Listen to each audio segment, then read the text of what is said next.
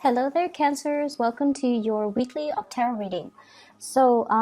What I'm feeling coming out here, and this is going to serve as your overall spiritual advice, a need to look at things and a situation from a different vantage point so that you can come to a clearer understanding as to where you stand in relations to other people, why other people are not doing things the way that you would do things, and why your communication overall with another person might be contentious or difficult. And so the need to kind of step outside of our shoes, put ourselves in other people's shoes to understand, all the things that they've been through. It's like walking a mile in somebody else's shoes so that you understand the person that they are and how, their life experiences have kind of created the person that they are right now. And I feel like for a lot of you, your ability to sympathize, your ability to empathize and to understand another person is very immense and very, very deep. But I feel like in close interpersonal relationships as well, a lot of the times we lose our perspective, and a lot of the times too, our vision of what we want to build together as a relationship, as a unit, it might be, I guess, like it might be colored by our perception of what relationship entails, whether or not relationships are going to last, or whether or not we truly believe that relationships are meant to be, forever. So I feel like there might be some ideological clashes between you and a partner, between you and even a business partner, or between you and family members, based on the transient lifestyle that they have led. It's like they've been through a lot of turmoil and hardships in their own lives, and they don't see everything as permanent and long lasting, and it's really hard for them to kind of commit. And so it's kind of I don't want to say your destiny or your responsibility, because, they need to find that within themselves. But I almost feel like it is in your path to kind of show them that, hey, things are okay. We're in a different environment now.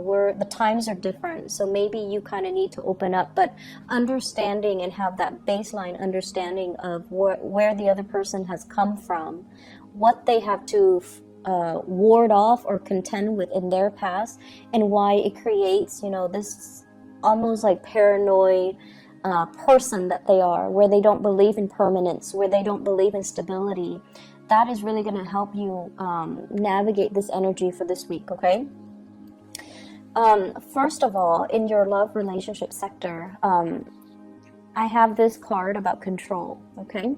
This is the Four of Pentacles, and I usually look at this card hanging on to earthly possessions, feeling a little bit paranoid that things are going to be ripped away from us, feeling like we need to cling on to everything that we have, and also almost like viewing other people as possessions, and almost viewing it's like being very closed off to the point where we need to be very protective. We need to take care of what's ours, which is honorable, and honestly, it's a good trait. But overdoing it can be detrimental. And I do feel a lot of the element of control when it comes to this card, clinginess, control, and wanting things a certain way. And I almost feel like, attributing our sense of self-esteem with our possessions, with the people that are in our midst. And I usually see it as like, the person that has like the trophy spouse, the trophy wife, the trophy husband, the eye candy, and that they can parade around town with someone who's very, very attractive, because they feel like it boosts their self-confidence when onlookers see that there was someone who's very attractive. They get a big ego boost.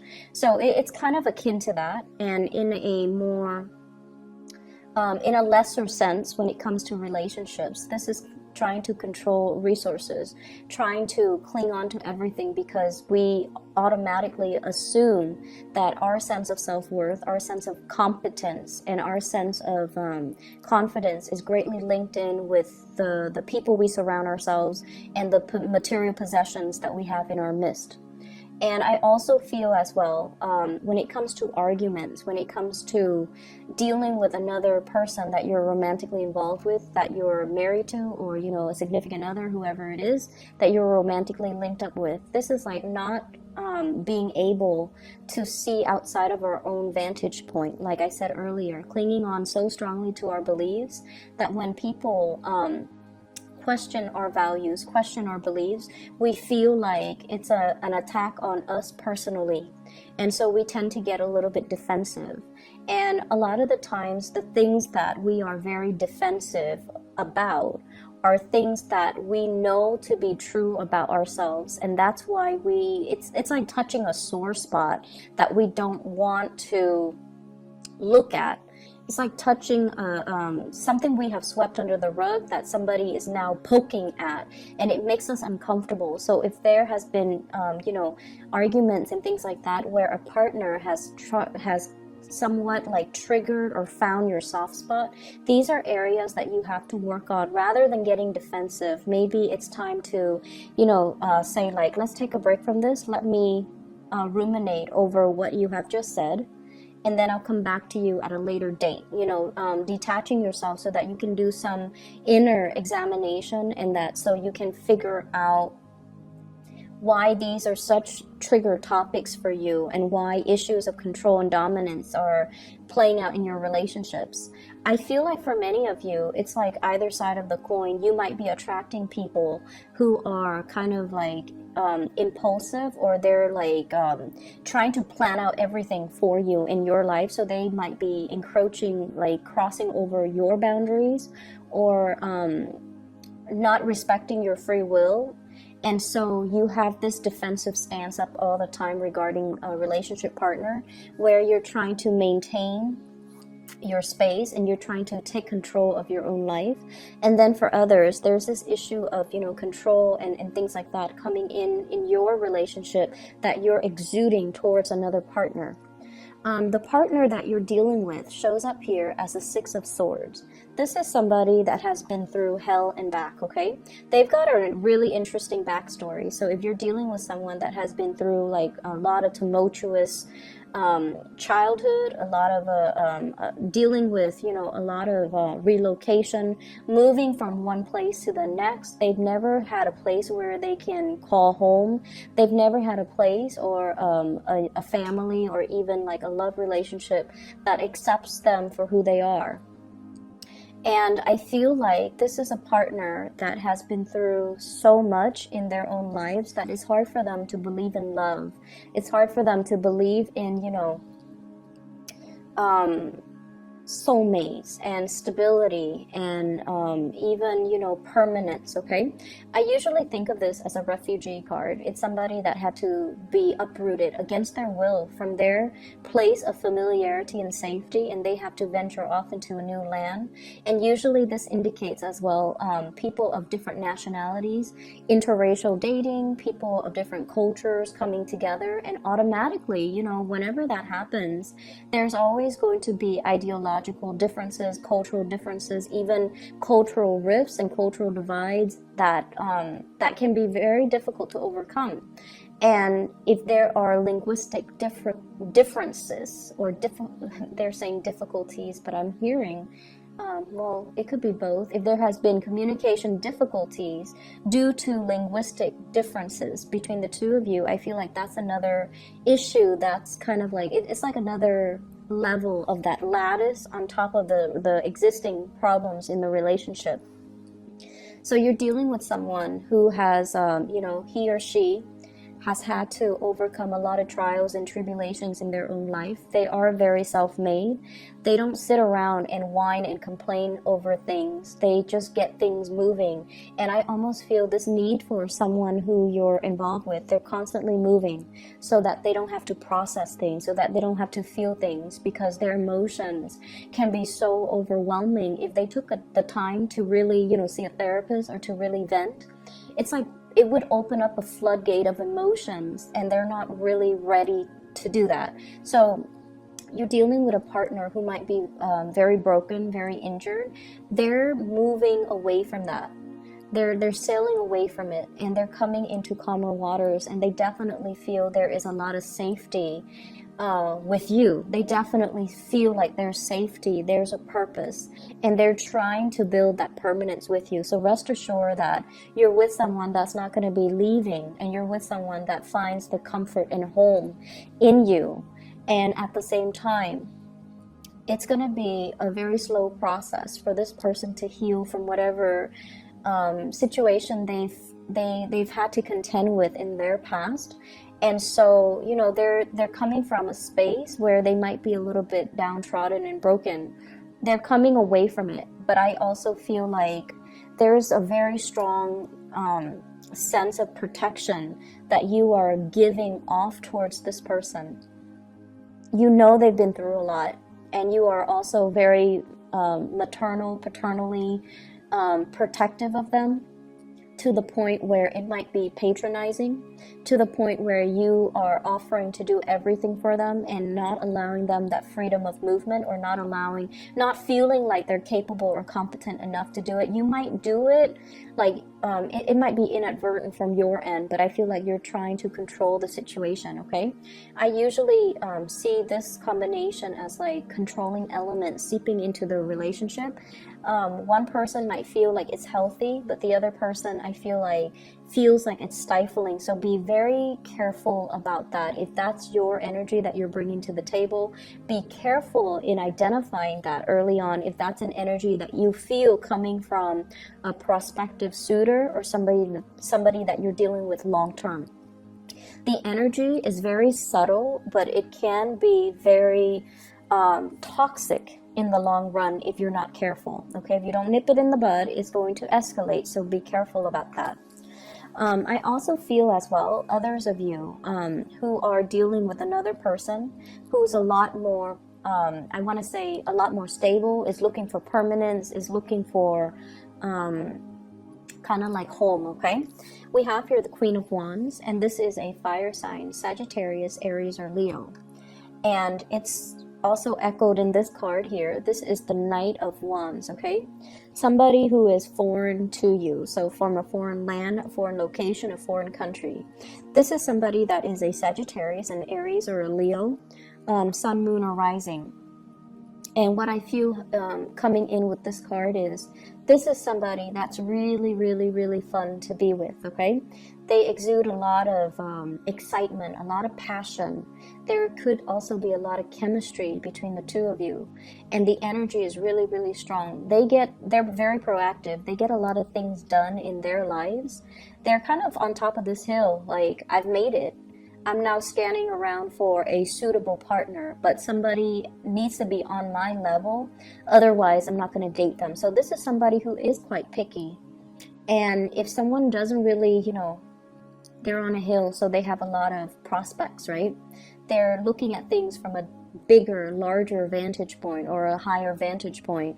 And I feel like they see what you're about, and they need you to kind of like walk up this hill and meet them halfway, or they need to know that you're on their level in order for you to invest in them. And on your level doesn't mean material wealth. On your level doesn't mean professional like achievements. It basically means wanting the same things, wanting adventure, wanting expansion, wanting to, explore the world and look at the world as a playground, rather than, just going through the motions, work and home, and rather than looking at the world with a pessimistic view. I feel like they want an equal partner in fun and adventure, and I feel like they're going to be a really good person to travel with. They're a good person for you to expand your worldview, your consciousness with. This is not somebody who is narrow-minded, okay? I feel like, they have their preconceived notions, like what the world is supposed to be, but they also make a lot of allowances for other people. They tolerate. I'm getting like a very tolerance, a very understanding, a very maternal vibe with this person, where they care about people. They care about humanitarian ideals and goals. And I feel like they connect to people not as foreigners or like you're from this country, you're from that country, but they have this sense of collective consciousness where they see everybody as a human race, and they don't have any prejudice, they don't have any narrow-mindedness or tunnel vision when they deal with other people. And I feel like for them, there's also this innocent, trustworthy, and trusting energy that they bring to the table where they don't really believe anyone is out to hurt other people. So you might think it's naivety, but I feel like it's more giving everyone the benefit of the doubt. So you have someone that is really it's like providing a breath of fresh air in your life and a fresh perspective. And because of that, I almost feel like they're really exciting to be around. And I feel that you are trying to build wealth with this person, okay? I have here the Ten of Pentacles. This is an escalation in the relationship. The way that this card is depicted is almost like castle in the clouds, right? Castle in the clouds, dreaming and conjuring up, this ideal family image, this sort of like a grand match between two people where the two people have the same educational level of attainment. If, for example, you have a PhD, they have a PhD. If you have a master's, they have a master's. If you have a law degree, they might be, if you're a lawyer, they might be a doctor. It's somebody who's very, very similar in professional achievements, educational achievements, someone who is a really, really good match. And for those of you who are in arranged marriages, I feel like your parents or whoever is setting you up might have somebody in mind for you who is a really, really good match. So a really suitable match for you, not just materially and professionally, but also a very good match for you on a spiritual level, and that will really allow you to grow and have a really fun relationship as well as a stable, suitable relationship. When I look at this card, I think about royalties and how back in the days, people kind of like, it's like a political marriage. But I feel like with this card and with the energies that it's wedged in between, you're meeting somebody that is a really good match for you. And I feel like there is this nesting instinct that's going to come naturally to the two of you, okay? Nesting instincts. People assuming their specified gender roles. So even for same-sex couples, it's almost like one person will step up and assume the feminine role, the other person will automatically then assume the masculine role. So whatever that means to you in every relationship, even same-sex relationships, we kind of need to embody the yin and yang energy in order for the energy to flow well. And I feel like there's this natural affinity that you have with another person where one person embodies the yin energy and the other person that yang energy, and so things will move along very, very smoothly. And as a result of that, we're going back to the first card. This is about, relinquishing control. This is about allowing your partner the freedom and also the opportunity to step up and take control of situation, or also allowing the natural flow of who's in control and who's relinquishing, just allowing that to naturally calibrate between you and another partner rather than forcing a connection, rather than having it a specific way.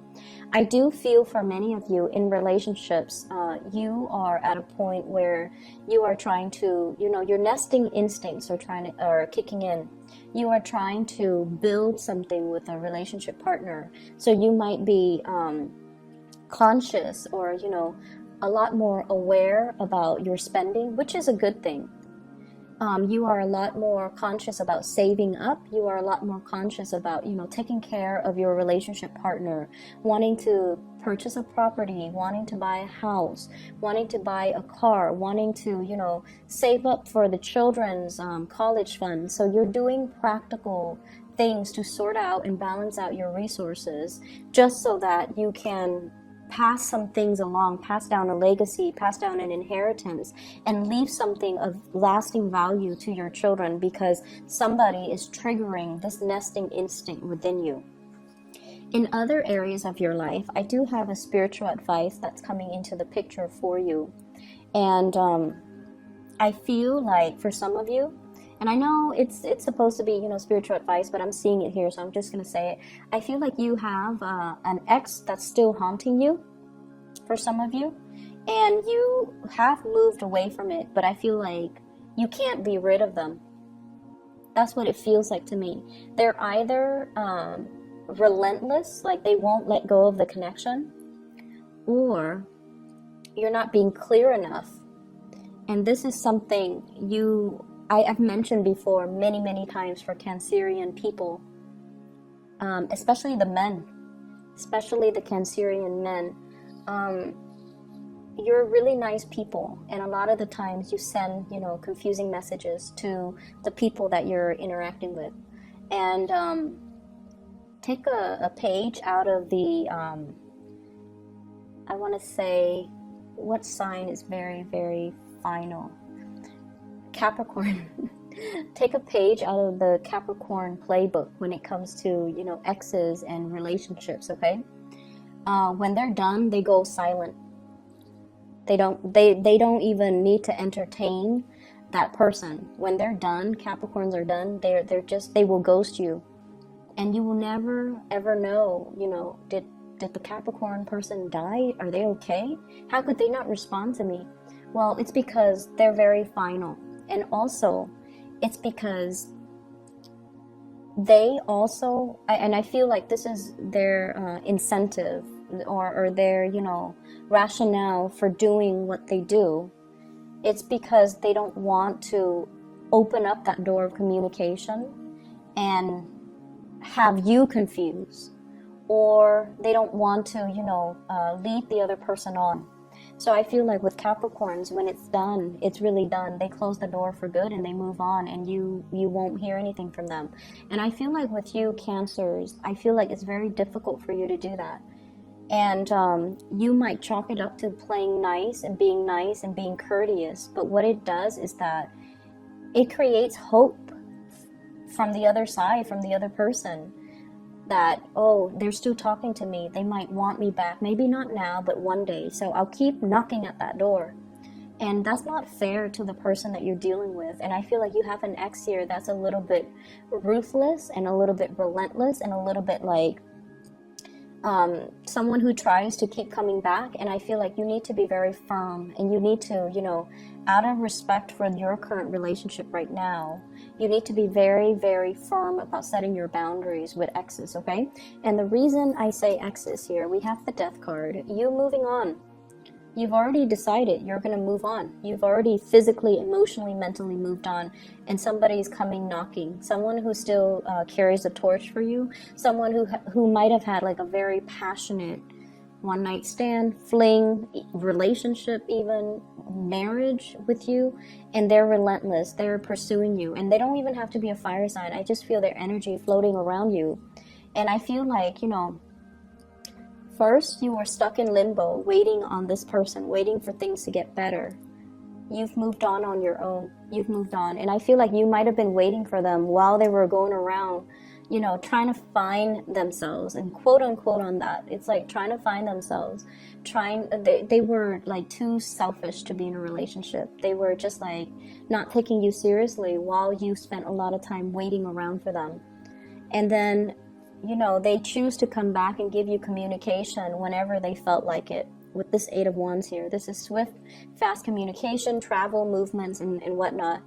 And I feel like, you know, when the communication was not responded in the manner that they hoped, they come out and they physically show themselves in real time, like showing themselves, and you know, you've tried to move on. So it seems like there's some lingering energies with exes and things like that, and you kind of need to let go.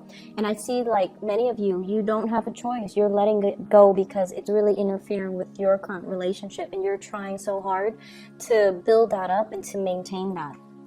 And good for you for realizing and recognizing that, because I feel like the ex keeps knocking on your door, and you can't send out mixed signals, okay? It's very counterproductive, and energetically, it's just, it's not a wise move for you and for the other person. So lay it to rest. Other things that I am picking up from this spread here, I feel almost like for many of you, there is major contemplations about trying to get your life in order, trying to, get rid of bad habits, trying to reorganize your life, and trying to get yourself in a space where you can be proud of your achievements, where you can get things moving for yourself. So I almost feel like this fire lit up under you, where you're like, okay, I need to get things done. I've been stalling. People have been stalling me, or I've been stalling. I've been kind of like on the sidelines of life, just hanging around. And, there are so many things, so many dreams and aspirations and, things that I want to do, things that I want to achieve, but I've just been dangling here for quite some time. And then life, before you know it, passes you by, right? And it's sort of like, how if you've been like this, right? And then you get yourself out of this situation and you turn yourself upright. You have this massive head rush, right? Like it just feels otherworldly. So I feel like that's the head rush. It's when all the information, all the realization, all the revelations coming to you all at once. And it can feel somewhat painful, somewhat disorienting, and somewhat like time is running out. I need to get things moving. I need to get things started. And I feel like this week is all about continuing what you are doing, but doing it with a sense of urgency. And then I also feel like something is lighting a fire under you, and you're like, I need to achieve, I need to get out, I need to branch out, I need to get moving. So with this swift moving card, this is the rocket here. And I feel like, you're trying to get a lot of things finished, a lot of things wrapped up, a lot of things moving from your end. And I keep seeing oxygen deprivation, like for some reason, with the Hangman and also with this card. So if you are a heavy smoker, I feel like you're going to try to wean yourself away from it, which is going to be great. And then whatever you partake in, and it involves, oxygen deprivation, try to wean yourself away from that, because I feel like a lot of the times, we need all the oxygen to our brain so that we can make clear decisions, so that we can, think clearly, think quickly, and be able to kind of systematically process information. So I feel like maybe taking that element, smoking and whatever, away from your life is really going to help dramatically. It's going to lift that mental fog, that sense of fatigue that you've been feeling. And it might help with concentration. It might help with a lot of things. You never know. So I'm going to leave it at that. I feel like you're trying to make a lot of changes in your life. The process is slow, and it has been stalled, I feel, because of your unwillingness to change and to kind of like get moving. But I feel like coming in for this week, you are very determined, and you're going to be successful when you are determined. So whatever small steps that you need to take, start it, because those are like the first few steps that you need to take in the right direction. So it's never too late. Just small steps, okay? And don't push yourself. Don't beat yourself over it, over like not being able to make the big steps just yet. For those of you who have recuperated from like surgeries or even like accidents and things like that, small steps, okay? Small steps and steady progress is going to be your friend, all right? I'm going to leave it at that. And Cancers, take care of yourself, okay? I'll be back next week. Bye-bye.